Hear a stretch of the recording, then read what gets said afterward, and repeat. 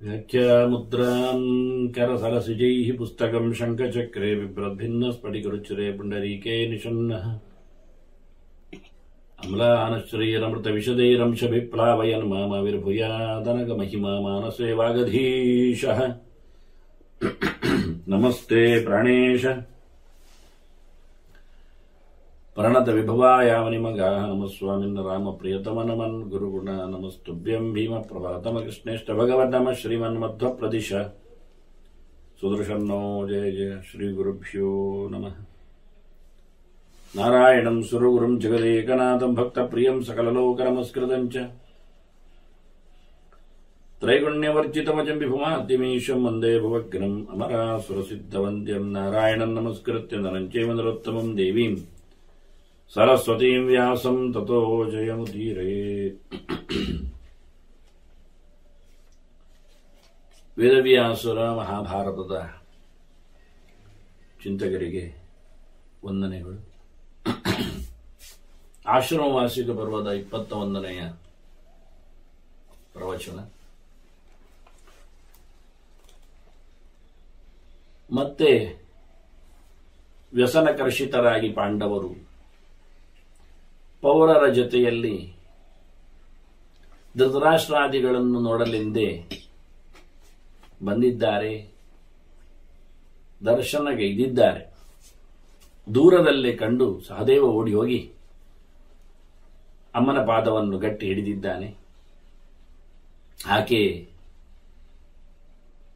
ತಾನು ಸಂಭ್ರಮಿಸಿಕೊಂಡು ಆತನನ್ನು ಎತ್ತಿ ಹಿಡಿದು ಗಾಂಧಾರಿಗೆ ಹೇಳಿದ್ಲು, ಸಹದೇವ ಬಂದ ಅಂತ.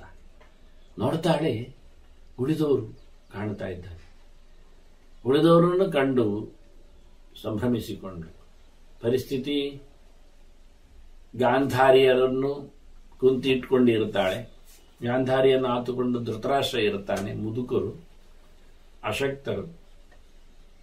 ಹೀಗಾಗಿ ಕುಂತಿಯೆಡೆಗೆ ಓಡಿ ಬಂದಾಗ ಸಹದೇವ ಕಾಲಿಡಿದಾಗ ಆಕೆ ಆತನನ್ನು ಎತ್ತಿಕೊಂಡು ತಬ್ಬಿಕೊಂಡು ಗಡಿಬಿಡಿಯಲ್ಲಿ ಎಲ್ಲರ ಪಾತ್ರೆಗಳು ಅವಳ ಕೈಯಲ್ಲಿದೆ ಮತ್ತೆ ತರಲಿಕ್ಕೆ ಬಂದಾಗ.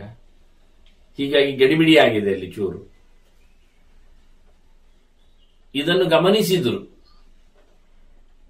ಧೃತರಾಷ್ಟ್ರ ಗಾಂಧಾರಿಯರು. ಹಾಗಾಗಿ ಅವಳು ಹೇಳಿದ್ಲು ಕೂಡಲೇ ಸಹದೇವ ಬಂದದ್ದು ಅಂತ. ಜೊತೆಯಲ್ಲಿ ಪಕ್ಕದಲ್ಲಿ ಅವರು ಬಂದುಬಿಟ್ರು. ಅನಂತರಂಚ ರಾಜಾನಂ ಭೀಮಸೇನ ಮತಾರ್ಜುನಂ ನಕುಲಂಚ ಪೃಥಾ ದೃಷ್ಟ ತ್ವರಮಾಣೋಪಚಕ್ರಮೇ.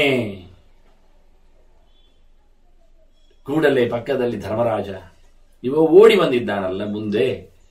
ಹಾಗಾಗಿ ಅವರು ಬರ್ತಾ ಇದ್ದಾರೆ. ನೋಡಿದಳು ಇಷ್ಟೊತ್ತರಲ್ಲಿ ಧರ್ಮರಾಜನನ್ನು, ಕ್ರಮ ಪ್ರಕಾರ ಭೀಮನನ್ನು, ಅರ್ಜುನನ್ನು, ನಕುಲನನ್ನು ನೋಡಿ ಇವಳು ಹತ್ತಿರ ಓಡಿದ್ದಾಳೆ. ಕುಂತಿ ಅವರೆಡೆಗೆ ಹೆಜ್ಜೆ ಇಟ್ಟಿದ್ದಾಳೆ. ಕೈಯಲ್ಲಿ ಇವರಿದ್ದಾರೆ ಇಬ್ರು. ಗಾಂಧಾರಿ ಪಕ್ಕದಲ್ಲೇ ಇದ್ದಿದ್ದಾಳೆ.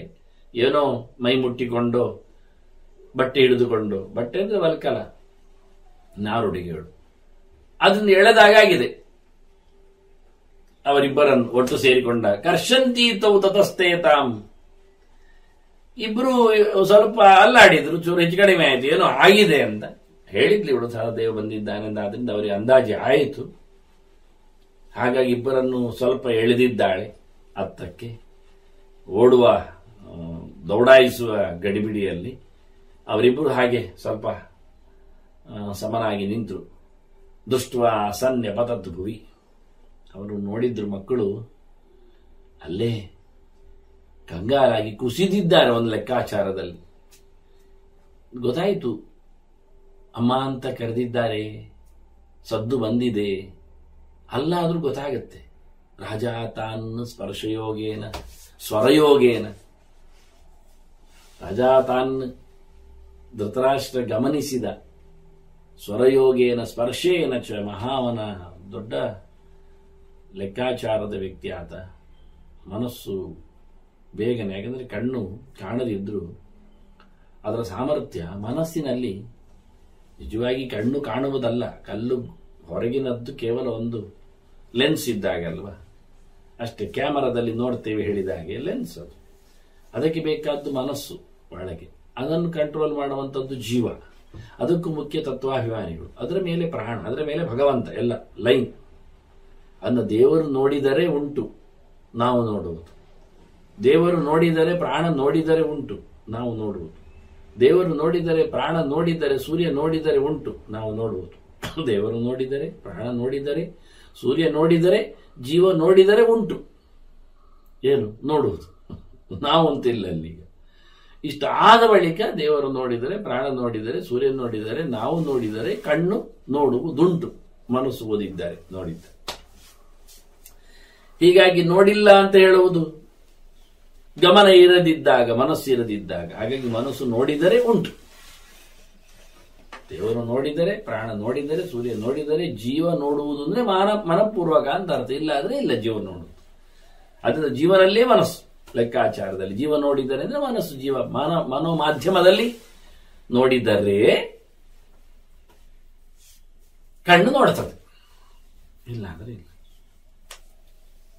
ಹಾಗಾಗಿ ಒಳ ಮನಸ್ಸಿನಲ್ಲಿ, ಒಳ ಕಣ್ಣಿನಲ್ಲಿ ನೋಡಿದ ಧೃತರಾಷ್ಟ್ರ ಇವರನ್ನು ಗಮನಿಸಿದ, ಸ್ವರದಲ್ಲಿಯೂ ಗಮನಿಸಿದ. ಮುಟ್ಟಿದ್ದಾರೆ, ಇವನು ಮುಟ್ಟಿಕೊಂಡ, ಮುಟ್ಟಿ ಬಿಟ್ಟಿದೆ.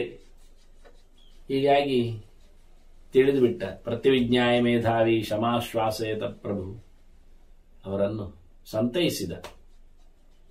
ಯಾಕೆ ಇವ ಗಟ್ಟಿಯಾಗಿದ್ದಾನೆ, ಅರಮನೆ ಬಿಡಲೇಬೇಕು ಅಂತ ಅನೇಕ ಸಮಯಗಳಿಂದ. ಅರಮನೆ ಇದ್ದಾಗಲೇ ಗಟ್ಟಿ ಮಾಡಿಕೊಂಡಿದ್ದಲ್ಲ, ಕೊನೆ ಹೊತ್ತಿನಲ್ಲಿ ವಿದುರನ ಪಾಠವೂ ಇತ್ತು. ಇವರ ಗಡಿಬಿಡಿಯ ಅಗಲಿಕೆಯಿಂದಾಗಿ, ಸದ್ದಿಲ್ಲದ, ಎಕ್ಸ್ಪೆಕ್ಟ್ ಇಲ್ಲದೆ, ನಿರೀಕ್ಷೆ ಇಲ್ಲದ ಒಂದು ಅಗಲಿಕೆಯಿಂದಾಗಿ ಧರ್ಮರಾಜ ತತ್ತರಿಸಿದ. ಮೊದಲಿಂದಲೇ ನೋವುಂತಾ ಬಂದವ. ಹಾಗಾಗಿ ಮತ್ತಷ್ಟು ಘಾಸಿ ಆಯ್ತು ಅವನಿಗೆ. ಈಗ ಕುಸಿದಿದ್ದಾನೆ, ಮನಸಾರೆ ಕುಸಿದಿದ್ದಾನೆ. ಹಾಗೆ ಧೃತರಾಷ್ಟ್ರನೇ ಅವನನ್ನು ಸಮಾಧಾನಗೊಳಿಸ್ತಾನೆ, ಪಾಂಡವರನ್ನೆಲ್ಲ ಸಂತೈಸ್ತಾನೆ. ಅಗಲಿಕೊಂಡ ದುಃಖವನ್ನು, ಅಗಲಿಕೆಯ ನೋವನ್ನು ಅವರ ಕಣ್ಣೊರೆಸುವ ನೆಲೆಯಲ್ಲಿ ಎಲ್ಲರೂ ಕಣ್ಣೊರೆಸಿಕೊಂಡು ಎಲ್ಲರಿಗೂ ನಮಸ್ಕಾರ ಮಾಡ್ತಾರೆ. ಮತ್ತೆ ಪ್ರತಿಯೊಬ್ಬರು ಪಾಂಡವರು ಎಲ್ಲರ ಕೈಯಿಂದಲೂ ತಂಬಿಗೆಗಳನ್ನೆಲ್ಲ ತಗೊಳ್ತಾರೆ. ದೊಡ್ಡ ದೊಡ್ಡ ಸಾಮಾನ್ಯ ಗಾತ್ರದ ಪಾತ್ರೆಗಳು. ಅವರಿಗೆ ಬೇಕಾದ ನೀರನ್ನು ನದಿಯಿಂದಲೇ ಕೊಂಡೊಯ್ತಾರೆ ಅವರು. ಮತ್ತೆ ನದಿ ತೀರದಲ್ಲಿ ಕುಟೀರ ಕಟ್ಟುವ ಕ್ರಮ ಇಲ್ಲ. ನದಿ ತೀರದಲ್ಲಿ ಬಂದು ಸ್ನಾನಾದಿಗಳನ್ನು ಮಾಡಲಿಕ್ಕೆ, ಮತ್ತೆ ಅಲ್ಲಿಂದ ನೀರನ್ನು ತಗೊಂಡೋಗಿ ಸ್ವಲ್ಪ ದೂರದಲ್ಲಿ ಆಶ್ರಮವನ್ನು ಕಟ್ಟಬೇಕು. ಯಾಕೆಂದ್ರೆ ನದಿ ಕೆಲವೊಮ್ಮೆ ನಾನು ಹೇಳಿದ್ದಲ್ಲ, ಪಾತ್ರ ಬದಲಿಸ್ತದೆ, ಮಳೆಗಾಲದಲ್ಲಿ ಹುಚ್ಚೆದ್ದು ಹರಿತದೆ. ಜೊತೆಯಲ್ಲಿ ಆ ನದಿಗೆ ನೀರು ಕುಡಿಯಲು ಎಲ್ಲಾ ಕಾಡು ಪ್ರಾಣಿಗಳು ಬರ್ತವೆ, ಅವುಗಳ ಹೊತ್ತಿನಲ್ಲಿ, ಆಯಾ ಪ್ರದೇಶಗಳಲ್ಲಿ. ಆದ್ರಿಂದ ನಮ್ಮ ಆಶ್ರಮ ಕಟ್ಟಿಕೊಂಡವರಿಗೂ ತೊಂದರೆ ಆಗ್ಲಿಕ್ಕಿಲ್ಲ, ತೊಂದರೆ ಆಗಬಾರ್ದು. ಅವುಗಳಿಂದ ನಮಗೂ, ನಮ್ಮಿಂದ ಅವರಿಗೂ. ಕೆಲವೊಮ್ಮೆ ನದಿಯಲ್ಲಿ ತೇಲಾಡಿಕೊಂಡು ಹೋಗುತ್ತಿರುವ ಮೊಸಳೆಗಳೆಲ್ಲ ಬಾಯಿ ತೆರೆದು ದಡಿಯಲ್ಲಿ ಬಂದು ವಿಶ್ರಾಂತಿ ತಗೊಳ್ಳುತ್ತವೆ. ಆಗ ನಮ್ಮ ಆಶ್ರಮಗಳೆಲ್ಲಿದ್ದರೆ, ಹಾಗಾಗಿ ನಮಗೂ ತೊಂದರೆ, ಅವುಗಳಿಗೂ ತೊಂದರೆ. ನದಿ ದಂಡೆಯಲ್ಲಿ ಇಡುವ ಕ್ರಮ ಇಲ್ಲ ಯಾರು. ಸ್ವಲ್ಪ ದೂರ ಅದನ್ನು ಓದ್ಕೊಂಡು ಹೋಗ್ತಾ ಇದ್ದಾರೆ. ನೀರು ಓದ್ಕೊಂಡು ಹೋಗ್ಬೇಕು ಇಡೀ ದಿನದ್ದು. ಮತ್ತೊಮ್ಮೆ ಬರುವಂತೆ ಇಲ್ಲ, ಮತ್ತೊಮ್ಮೆ ಬರುವುದಿಲ್ಲ ಹೆಚ್ಚಾಗಿ. ಒಂದು ಸರ್ತಿ ಬೇಕಾದರೂ ತಗೊಂಡು ಹೋಗಿ ಬಿಡುವುದು, ಅನ್ನಕ್ಕೆ, ಅಡುಗೆಗೆ, ಹಾಗೆ ಹೀಗೆ ಅಂತ ಹೇಳಿಕೊಂಡು. ಅಡುಗೆ ಅಂದ್ರೆ ಅವರು ಅಲ್ಲಿನ ಹಣ್ಣು ಹಂಪಲೆ ತಿನ್ನೋದು ಬಿಡಿ, ಇವರೇನು ತಯಾರಿಸುವ ವ್ಯವಸ್ಥೆಯನ್ನು ಹೇಳಿಕೊಡುವುದಿಲ್ಲ. ಇಲ್ಲಿ ಮುಂದೆ ನೋಡುವ ನಾವು. ಹಾಗೆ ನೀರಿನ ಪಾತ್ರೆಗಳನ್ನೆಲ್ಲ ಅವರ ಕೈಯಲ್ಲಿ ಇದ್ದಿದ್ದು ಪಾಂಡವರು ತಗೊಂಡ್ಬಿಟ್ರು. ಹಿಡ್ಕೊಂಡು ಹೋಗ್ತೇವೆ ನಾವು, ಹಿಡ್ಕೊಂಡು ಬರ್ತೇವೆ ಅಂತ ಇನ್ನವರ ಆಶ್ರಮಕ್ಕೆ ತೆರಳಿಕೊಂಡು. ಹಾಗಾಗಿ ಎಲ್ಲರೂ ಅವರ ಕೈಯಿಂದ ಸರ್ವೇಶಾಂ ತೋಯ ಕಲಶಾನ್ ಜಗೃಹಸ್ತೆ ಸ್ವಯಂ ತದ, ಅವರೇ ಪ್ರೀತಿಯಿಂದ ಅಷ್ಟಾದ್ರೂ ಸೇವೆ ಮಾಡುತ್ತೇವೆ ಅಂತ ಎಲ್ಲರೂ ಅಷ್ಟೊತ್ತಿಗೆ ಬಂದು ಸೇರುತ್ತಾ ಇದ್ದಾರೆ. ಒಬ್ಬೊಬ್ಬರೇ ಬಂದು ಸೇರಿಕೊಂಡ್ರು. ಎಲ್ಲರೂ ನೋಡಿದ್ದಾರೆ. ಧರ್ಮರಾಜ ತಿಳಿಸ್ತಾನೆ, ಇವರೆಲ್ಲ ಬಂದಿದ್ದಾರೆ, ಇಂಥವರೆಲ್ಲ ಇದ್ದಾರೆ ಅಂತ ಹೆಸರು ಹೇಳ್ತಾನೆ, ಪರಿಚಯಿಸ್ತಾನೆ. ಅವರೆಲ್ಲರೂ ನಮಸ್ಕಾರ ಮಾಡಿದ್ದಾರೆ, ಸ್ತ್ರೀಯರು ಮಾಡಿದ್ದಾರೆ. ಇಂಥವರು ಸ್ತ್ರೀಯರು ಎಲ್ಲ ಬಂದಿದ್ದಾರೆ ಅಂತಲೇ ಧರ್ಮರಾಜ ಹೇಳ್ತಾನೆ, ಬಂದವರು ಯಾರೆಲ್ಲ ಅಂತ. ಹಾಗಾಗಿ ಒಂದು ಸರ್ತಿ ಧೃತರಾಷ್ಟ್ರನಿಗೆ ಎಲ್ಲ ಬಂದು ಬಿಟ್ರು. ಅಂದ್ರೆ ಅವನ ಮನಸ್ಸಿನಲ್ಲಿ ಎಲ್ಲರ ಪ್ರೆಸೆಂಟ್ ಆಯಿತು, ಅಭ್ಯಾಸ ಆಗಿ ಹೋಯಿತು, ಗೊತ್ತಾಗಿ ಹೋಯಿತು. ಸತೈ ಪರಿವೃತೋ ಮೇನೆ ಹರ್ಷ ಬಾಷ್ಪಾವಿಲೇಕ್ಷಣ, ಆನಂದದ ಕಣ್ಣೀರು ಬಂತವನಿಗೆ. ಅವನು ಯೋಚನೆ ಮಾಡಿದ ಎಷ್ಟು ಮುಂದೋಯ್ತು ಅಂದ್ರೆ, ರಾಜಾತ್ಮಾನಂ ಗೃಹತಂ ಪುರೇವ ಗಜ ಸಾಕುಯಿ, ಅರಮನೆಯಲ್ಲಿದ್ದಾಗ, ಸ್ಥಿರಪುರದಲ್ಲಿದ್ದಾಗ ಹೇಗೆ ಆಯ್ತು ಅವನಿಗೆ ಆ ಫೀಲಿಂಗ್ ಬಂತಂತೆ. ಇಲ್ಲೇ ಇದ್ದಾರೆ ಎಲ್ಲ, ಯಾರು ಬಿಟ್ಟೇ ಇಲ್ಲ ಹೇಳಿಕೊಳ್ಳುವ ಹಾಗೆ. ನೋಡಿ, ಮನುಷ್ಯನ ಅಭ್ಯಾಸ ಬಹಳ ಕಾಲದ ಒಂದು ಏನು ಸಂಸ್ಪರ್ಶ ಇದೆ, ಅದು ಪಕ್ಕ ಅಗಲಿದ್ರೂ ಬಿಟ್ಟು ಹೋಗುವುದಿಲ್ಲ. ಇದೇ ಜನ್ಮಾಂತರಕ್ಕೂ ಆಗದಕ್ಕೂ ತೊಂದರೆಗಳು ಕೆಲವೆಲ್ಲ. ಒಳ್ಳೇದಂತದ್ದಾದ್ರೆ ಒಳ್ಳೇದೇ, ಅದು ಬರುವುದಿಲ್ಲ. ಸಾಮಾನ್ಯ ನೀವು 100 ದಿನ ಪಾರಾಯಣವೋ ಪ್ರದಕ್ಷಿಣೆಯೋ ಮಾಡ್ತಾ ಇದ್ರೆ ಮತ್ತು 4 ದಿನ ಬಿಟ್ಟು ಹೋದ್ರೆ ಅದು ಏನೋ ಒಂದು ಆಶೋಚದಿಂದಲೂ ಇನ್ನೇನೋ ಅನಾರೋಗ್ಯದಿಂದಲೂ ಬಿಟ್ಟು ಹೋದ್ರೆ ಮತ್ತೆ ಮುಂದೆ ಮಾಡಲಿಕ್ಕೆ ಕಷ್ಟ ಆಗುತ್ತೆ, ಮುಂದುವರಿಲಿಕ್ಕೆ ಮತ್ತೆ ದಿನ ನೋಡುತ್ತೇವೆ. ಮತ್ತೆ ಇರ್ಲಿ ಒಂದು ಸೋಮಾರಿತನ ಬರುತ್ತೆ. ಯಾವುದು ಒಳ್ಳೆ ಕೆಲಸ ಬೇಗನೆ ಇನ್ಫ್ಲೂಯೆನ್ಸ್ ಆಗುದಿಲ್ಲ, ಪ್ರಭಾವಿತ ಆಗುದಿಲ್ಲ. ಅದೇ ಕುಡಿತಾ ಇದ್ದವನಿಗೆ 4 ದಿನ ಯಾವುದಕ್ಕೋ ಕೊರೋನಾದಂಥದ್ದು ಇನ್ಯಾವುದೋ ಒಂದು ಸಂದರ್ಭದಲ್ಲಿ ಬಿಟ್ಟೋದಕ್ಕೆ ಆರಾಮ ಬಿಟ್ಟೋಯ್ತಲ್ಲ, ಬಿಟ್ಟೋದು ಮರುದಿನವೇ ಅದನ್ನು ಮತ್ತೆ ಆರಂಭಗೊಳಿಸ್ತಾರೆ. ಅದಕ್ಕಿಂತ 4 ದಿನ ಬಿಟ್ಟೋದನ್ನು ಸೇರಿಸಿ, ಎಲ್ಲಿಯಾದರೂ ಅನಾರೋಗ್ಯದಲ್ಲಿ 4 ದಿನ ಬಿಟ್ಟೋದ ಜಪವನ್ನು ಯಾರಾದರೂ ಸೇರಿಸಿ ಮಾಡ್ತಾರ? ಯೋಚನೆ ಮಾಡಿ. ಇಲ್ಲ. ಮಾಡುತ್ತಾ ಇದ್ದವನು ಹೆಚ್ಚೆಚ್ಚು ಮುಂದುವರಿಸ್ತಾನ, ಮುಂದೋದಾಗಿ ಸೇರಿಸಿಕೊಂಡು ಇಲ್ಲ, ಅಷ್ಟೇ ಒಂದು ಲೆವೆಲ್ ಅಲ್ಲೇ ನಿಲ್ತದೆ, ಅದರ ಆಚೆ ಹೋಗುವುದಿಲ್ಲ. ಅವನಿಗೆ ಸಂಬಳ ವೃದ್ಧಿ ಆಗ್ತಾ ಬರಬೇಕು. ವೃತ್ತಿಯಲ್ಲಿ ಅವಕಾಶ ಅಂದ್ರೆ ಗಂಟೆ, ಅದು ಸಮಯ ಅದು ಕಮ್ಮಿ ಆಗ್ತಾ ಬರಬೇಕು. ಮೇಲೆ ಮೇಲೆ ಹೋದಾಗ ಉನ್ನತ ಅಧಿಕಾರಿಗಳೆಲ್ಲ ಕಮ್ಮಿ ಗಂಟೆ ಕೆಲಸ ಮಾಡು, ಹಾಗೆ ಅದನ್ನು ನಿರೀಕ್ಷೆ ಮಾಡ್ತಾನೆ. ಹಾಗೆ ಬೆಳೆದಾಗ ಆಯುಷ್ ಹೆಚ್ಚಾದಾಗಿ ಸಾಯಲಿಕ್ಕೆ ಹೊರಟಾಗಿ ಹೆಚ್ಚು ಗೊತ್ತಾದಾಗಿ ಜಪ ಹೆಚ್ಚು ಮಾಡ್ತಾನ, ಪಾರಾಯಣಗಳು ಹೆಚ್ಚು ಮಾಡ್ತಾನ, ದೇವರ ಸೇವೆ ಹೆಚ್ಚು ಮಾಡ್ತಾನ? ಇಲ್ಲ. ಅದು ಮುಂದೆ ಹೊಸತು ಸೇರಿಸ್ತಾನ. ಹೊಸತು ಸೇರಿಸಿದಾಗಿ ಹಳತ್ತು ಬಿಡ್ತಾನೆ ಕೆಲವೊಮ್ಮೆ. ಇದು ಬುದ್ಧಿವಂತರ ಲಕ್ಷಣ ಅಲ್ಲ. ಈಗ ಹೊಸ ಪಾರಾಯಣ ಶುರು ಮಾಡಿದ್ದೇನೆ ಮತ್ತೆ ಹಳೆತು, ಅದು ಹಳೆತಾಗಿದ್ದು ಬಿಟ್ಟಿದ್ದೇನೆ, ಇದು ಒಳ್ಳೆ ಆಯ್ತಲ್ಲ ಕತೆ, ಮತ್ತೆ ಎಷ್ಟು ಒಂದು ಮಾಡುದು ಅಂತಾನೆ. ಹೊಸ ಕಂಡಾಗ ಸೇರ್ಪಡೆ ಆಗ್ತದೆ ಸರಿ, ಆದ್ರೆ ಹಳತ್ತು ತಪ್ಪಿ ಹೋಗುವುದು ತಪ್ಪಲ್ವಾ? ಅದಾಗಬಾರ್ದು. ಸೇರ್ಪಡೆ ಅಂತ ಅರ್ಥ ಏನು? ಎಕ್ಸೆಸ್ ಅಂತ ಅರ್ಥ, ಹೆಚ್ಚಿಗೆ ಅಂತ ಅರ್ಥ. ಹಾಗೆ ಆಗಲಿ. ಅದರಿಂದ ನೋಡಿ, ಇವನು ಎಷ್ಟು ಬೇಗ ಹಳೆಯ ಛಾಪು ಮರುಕಳಿಸಿದ ನೋಡಿ.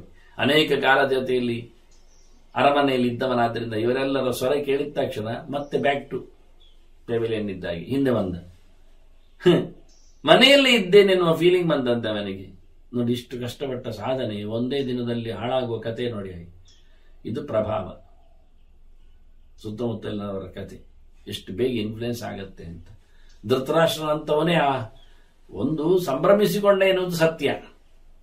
ಆದರೆ ಯೋಗಿಯ ಕಥೆಯಲ್ಲಿ ನಿರಾಳವಾಗಿ ಮಾತ್ರ ಸ್ಪರ್ಶಾಸ್ತುಗಂತೆ ಕೃಷ್ಣ ಹೇಳಿದಾಗೆ ತಾನ್ ತಿತಿಕ್ಷಸ್ವ ಭಾರತ ಅಂತ ರಾಮ ದಶರಥನೆಡೆಗೆ ಸಾಗುವಾಗ ಇನ್ನು ರಾಜ್ಯದ ಅಧಿಕಾರ ಪಡಿತಾನೆ ಎನ್ನುವ ಹೊರಗೆ ಬಂದಾಗಲೂ, ಕಾಡಿಗೆ ಹೋಗುವ ನಿಶ್ಚಯ ಮಾಡಿದಾಗಲೂ ಏನು ವ್ಯತ್ಯಾಸ ಆಗಲಿಲ್ಲ. ಅದು ಯೋಗಿ.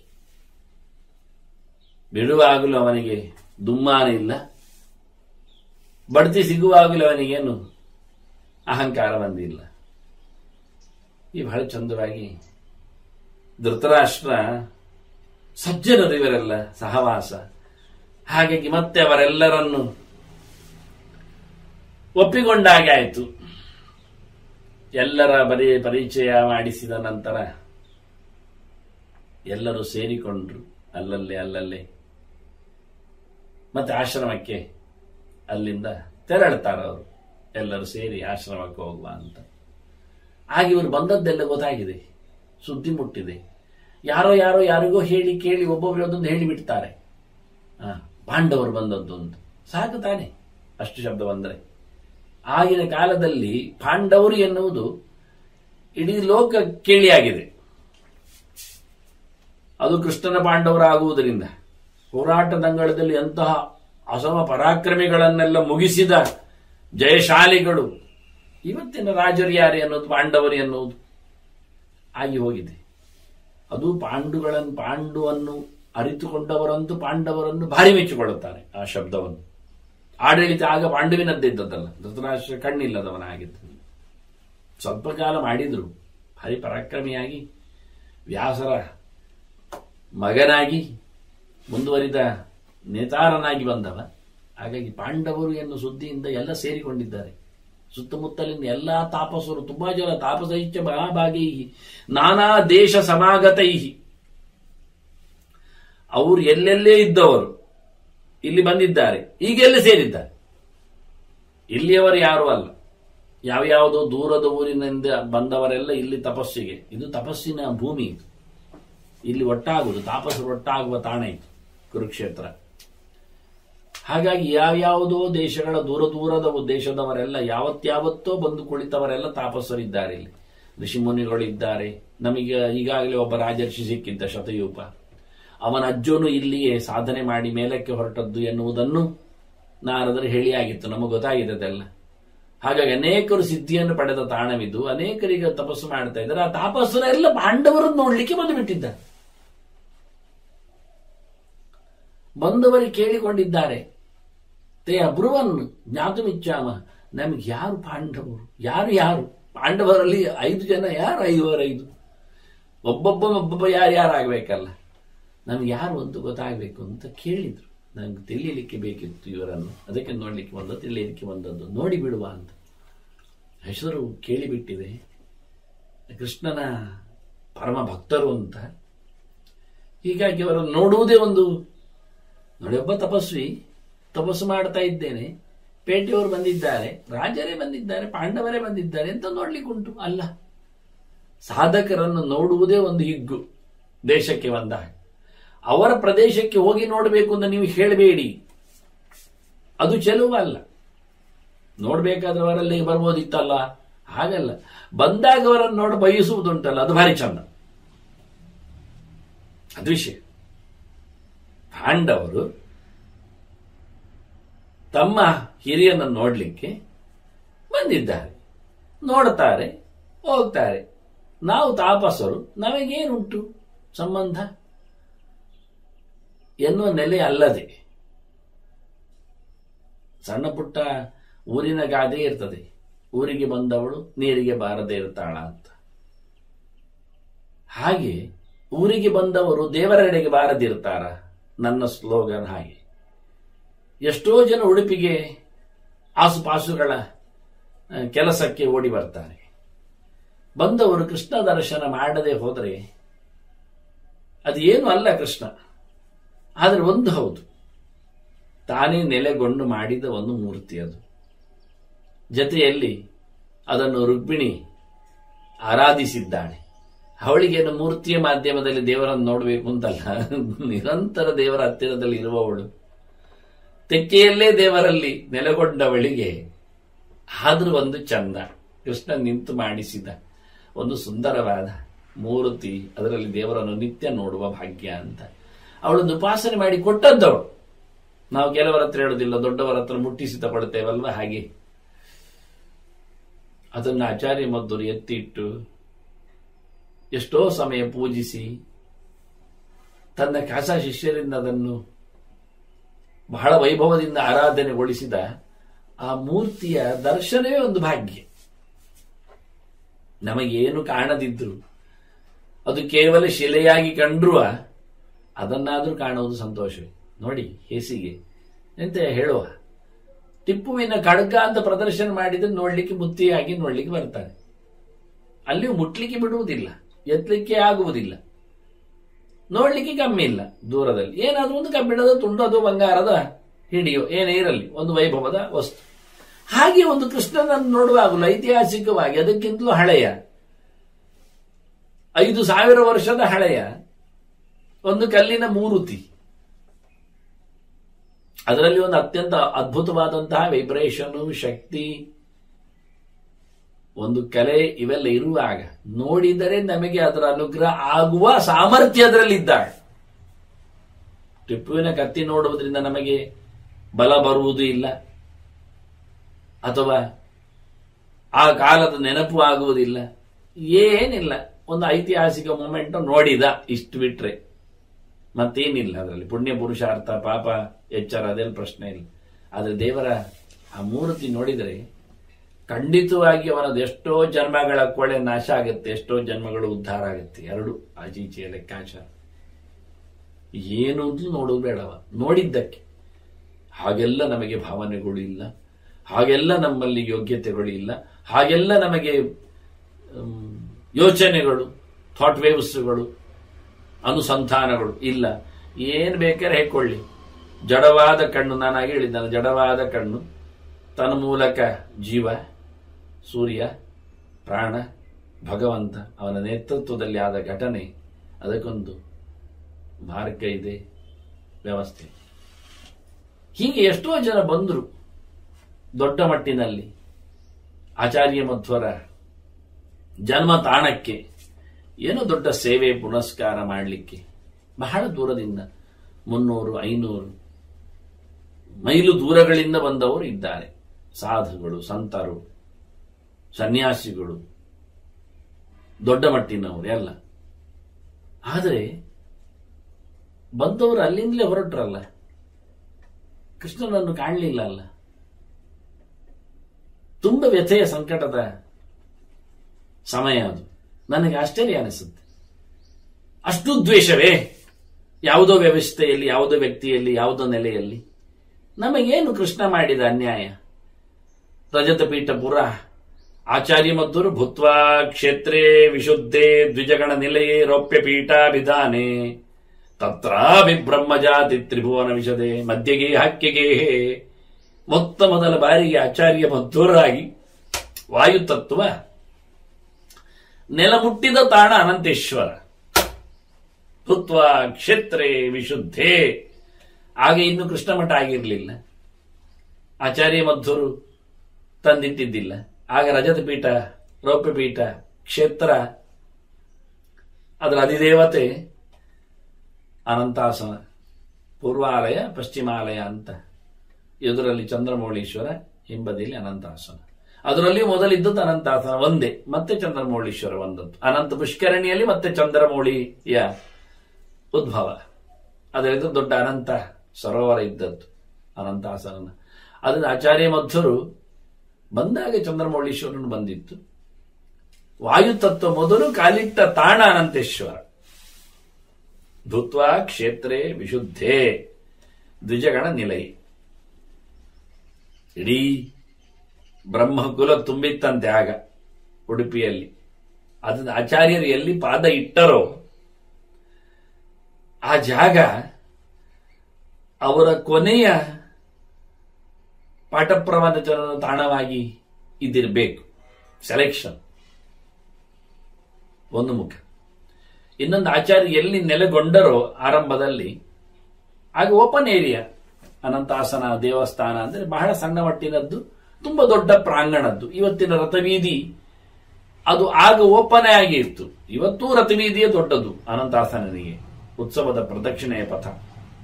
ಅದಕ್ಕೂ ದೊಡ್ಡ ಪಥ ಇತ್ತು ಆಗ, ಇನ್ನೂ ಆಚೆಗೆ. ಅದು ರಥವೀಧಿಯ ವಿಸ್ತಾರದಲ್ಲೇ ಒಂದು ಬದಿಯಲ್ಲಿ ಕೃಷ್ಣ ಮಠವನ್ನು ಆಚಾರ್ಯರು ಕಟ್ಟಿದ್ದು, ಕೃಷ್ಣನನ್ನು ನಿಲ್ಲಿಸಿದ್ದು. ಆದ್ರೆ ಎಲ್ಲಿ ಕೃಷ್ಣನನ್ನು ನಿಲ್ಲಿಸಿದ್ರೋ ಅಲ್ಲಿ ಮೊದಲು ತಾನು ನಿಂತಿರಬೇಕು. ಇದು ದೂರ ಆಗತ್ತೆ ಅನಂತಾಸನನ ಲಿಂಗಕ್ಕೆ. ಆದರೆ ಆಗ ಓಪನ್ ಏರಿಯಾ ಆದ್ರಿಂದ ಅದೇನು ದೊಡ್ಡ ಸಂಗತಿ ಅಲ್ಲ. ಹಾಗಾಗಿ ಆಚಾರ್ಯರು ವಾಯುತತ್ವ ಉಡುಪಿಗೆ ಕಾಲಿಟ್ಟಾಗ ಮೊದಲು ಕಾಲಿಟ್ಟದ್ದು ಅಂತ ಹೇಳಿದ ತ್ರಿವಿಕ್ರಮ ಪಂಡಿತರು ಒಂದು ಪಾಯಿಂಟ್ ಈಗ ಕೃಷ್ಣ ನಿಂತ ತಾಣ, ಇನ್ನೊಂದು ಪಾಯಿಂಟ್ ಈಗ ಆಚಾರ್ಯರ ದರ್ಶನ ಆಗುವ ತಾಣ. ಅದ್ಭುತ ವಾಯುದೇವರ ನೆಲೆ. ಹಾಗೆ ಇಲ್ಲಿ ಬಂದವರು ಎರಡನೇ ಹಂತದಲ್ಲಿ ಪಾಜಿಯಲ್ಲಿ ತನ್ನ ವೈಭವವನ್ನು ತೋರಿಸಿದ್ದು. ಭೂತ್ವಾ ಕ್ಷೇತ್ರೇ ವಿಶುದ್ಧೆ ದ್ವಿಜಗಣ ನಿಲಯೇ ರೌಪ್ಯಪೀಠ ಅಭಿಧಾನೆ ತತ್ರಾವಿ ಬ್ರಹ್ಮಜಾತಿ ತ್ರಿಭುವನ ವಿಶದೆ ಮಧ್ಯೆಗೆ ಹಕ್ಕಿಗೇಹೆ ಅಂತ ಮತ್ತಲ್ಲಿ ಪಾಜಿಯಲ್ಲಿ ಅಂತ. ಈ ಎರಡು ಹಂತದ ಅವರ ಗಮನ, ದೇವರ ದರ್ಶನ ಮಾಡಿ ದೇಹ ದರ್ಶನ ಮಾಡಿದ ಮಹಾನುಭಾವರು. ಅಂತಹ ವಾಯುದೇವರೇ ಇಲ್ಲಿ ಬಂದಾಗ ಮೊದಲು ಕಾಲಿಟ್ಟ ತಾಣಕ್ಕೆ ನಾವೊಂದು 500 ಮೈಲು ದೂರದಿಂದ ಬಂದಾಗ ಕೃಷ್ಣನನ್ನು ನೋಡಬೇಕು ಕಂಡದ್ದಿಲ್ಲ ಅಂದ್ರೆ ಎಂತಹ ರಾಗದ್ವೇಷ ಅಲ್ಲ? ಇದೇ ನಮ್ಮ ಸಾಧನೆಯೇ? ತಾತ್ವಿಕ ಶಾಸ್ತ್ರಗಳ ಗೆರೆಗಳೆಲ್ಲ ಇಷ್ಟರಲ್ಲೇ ನಮ್ಮನ್ನು ಮುಗಿಸಿದವೆಯೇ, ಅಥವಾ ಕಟ್ಟಿ ಹಾಕಿದೆವೆ, ಅಥವಾ ಮೋಹಗೊಳಿಸಿದೆವೆ? ನೋಡಿ, ಧೃತರಾಷ್ಟ್ರನಲ್ಲಿಗೆ ಅವನ ಪೌರವರು ಬರ್ತಾ ಇದ್ದಾರೆ, ಪಾಂಡವರು ಬರ್ತಾ ಇದ್ದಾರೆ ಅಂತ ಎಲ್ಲೆಲ್ಲೆಲ್ಲಿಂದಲೂ ಬಂದು ತಪಸ್ಸು ಮಾಡಲು ನೆಲೆಗೊಂಡ ಭಯಂಕರ ತಪಸ್ಸಿನ ಪ್ರಭಾವದಲ್ಲಿ ಕೂತವರವರು ಅವರಿವರನ್ನು ನೋಡಬೇಕು ಅಂತ ಬಂದಿರಬೇಕಾದ್ರೆ ಅವರ ಸಾಧನೆಯ ಯೋಗ್ಯತೆಗಳು ಎಷ್ಟು ದೂರ ಇರ್ಲಿಕ್ಕಿಲ್ಲ ನೋಡಿ. ಅದನ್ನ ಕೃಷ್ಣ ಹೇಳಿದ ದರ್ಶನಾದೇವ ಸಾಧವ ಅಂತ. ನಿಮ್ಮ ತೀರ್ಥಕ್ಷೇತ್ರ ಯಾತ್ರೆ, ನಿಮ್ಮ ಶಾಸ್ತ್ರ ಪ್ರವಚನ ಪಾಠ ಇವೆಲ್ಲ ಯಾವತ್ತೋ ನಿಮಗೆ ರಿಸಲ್ಟ್ ಕೊಡುತ್ತದೆ. ತೇ ಪುನಂತಿ ಉರುಕಾಲೇನ ದರ್ಶನಾದೇವ ಸಾಧವ. ದೊಡ್ಡವರನ್ನು ನೀವು ನೋಡಿದ್ರೆ ಸಾಕು, ಎಲ್ಲ ಟ್ರಾನ್ಸ್ಫರ್ ಆಗಿ ಬಿಡುತ್ತೆ ಅಂತ. ಅವರ ಪಾದ ಕಡ್ಡ ಬಿದ್ರೆ ಸಾಕು, ನಿಮಗೆ ಅವರು ಉದ್ಧಾರ ಮಾಡಿ ಹೋಗ್ತಾರಲ್ಲ ಅಂತ. ಹಾಗಾಗಿ ಪಾಂಡವರನ್ನು ನೋಡಬೇಕು ತವಕ. ಅಯ್ಯ, ಯಾರು ಅಂತ ಪರಿಚಯ ಆಗ್ತಾ ಇಲ್ಲ, ನಮ್ಗೊಂಚೂರು ತಿಳಿಸಿಕೊಡಿ ಅಂತ ಕೇಳಿಕೊಂಡ್ರು. ಸಂಜಯ ಹೇಳುತ್ತಾನೆ, ಗೊತ್ತಿದ್ದವ ಸಂಜಯ. ಅಲ್ಲಿ ಸಂಜಯ ಇದ್ದಾನೆ ಧೃತರಾಷ್ಟ್ರನಲ್ಲಿ ಆಶ್ರಮಕ್ಕೆ ಬಂದಾಗ. ಇವರು ನೀರಿನಲ್ಲಿ ಬಂದಿದ್ದಾರೆ, ಅಲ್ಲಿಂದ ಕರ್ಕೊಂಡು ಬಂದಿದ್ದಾರೆ, ಎಲ್ಲರೂ ನಡೆಕೊಂಡೇ ಬಂದಿದ್ದಾರೆ, ಎಲ್ಲರೂ ಕೂತಿದ್ದಾರೆ. ಹಾಗಾಗಿ ಅವರವರಿಗೆ ಸರಿಯಾಗಿ ಅವರವರ ನೆಲೆಯಂತೆ ಎಲ್ಲರೂ ಕೂತು ಬಿಟ್ಟಿದ್ದಾರೆ. ಕೇಳುತ್ತಾರೆ. ತಾಪಸ್ಸರು ನೋಡ್ಲಿಕ್ಕೆ ಬಂದವರು ಅವರು ಪ್ರತ್ಯೇಕ ನಿಂತಿದ್ದಾರೆ, ಕೇಳಲಿಕ್ಕೋಸ್ಕರ ತಿಳ್ಕೊಳ್ಳಿಕ್ಕೆ. ಸಂಜಯ ಹೇಳುತ್ತಾನೆ, ಯಯೇಶ ಜಾಮೂನದ ಶುದ್ಧ ಗೌರತನು. ಬಹಳ ಚೆನ್ನಾಗಿದ್ದಾನೆ ಅಂತ ಹೇಳುತ್ತಾನೆ. ಮಹಾಸಿಂಹ ಇವ ಪ್ರವೃದ್ಧ. ಕಾಡಿನ ಜನರಿಗೆ, ತಾಪಸ್ಸಿಗಳಿಗೆ ಪರಿಚಯಿಸುವುದು ಹೇಗೆ? ಸಿಂಹದಂತೆ ಅಂತ ಹೇಳೋದು. ದೊಡ್ಡ ಸಿಂಹ, ಬೆಳೆದ ಸಿಂಹದಂತೆ ಇರುವ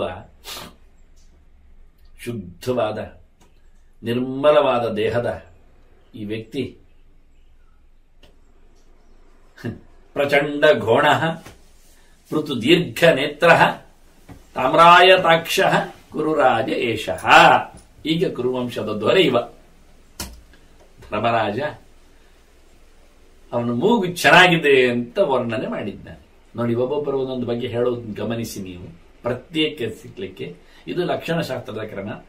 ಪ್ರಚಂಡ ಘೋಣ ಅಂತಾನೆ, ಏನ್ ಚಂದದ ಮೂಗು ಅಂತ ಹೇಳುತ್ತಾನೆ. ಧರ್ಮರಾಜನ ಮೂಗು ಚಂದ ಇತ್ತು ಅಂತ ಇಲ್ಲಿ ಗೊತ್ತಾಗತ್ತೆ.